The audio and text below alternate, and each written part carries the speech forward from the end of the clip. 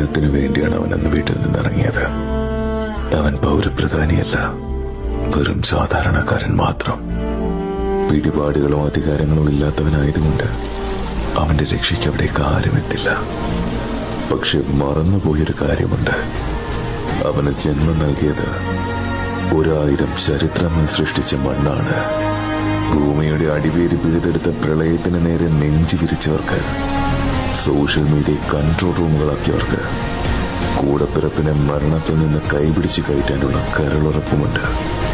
കാരണം അകപ്പെട്ടവന്റെ മണ്ണ് കേരളമായി പോയി. വളയം പിടിക്കുന്നവന് വാഹനമാണ് അവന്റെ പടച്ചോൻ.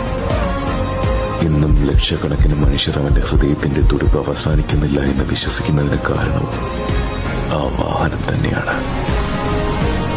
നിനക്കായി ഞങ്ങളെത്തും.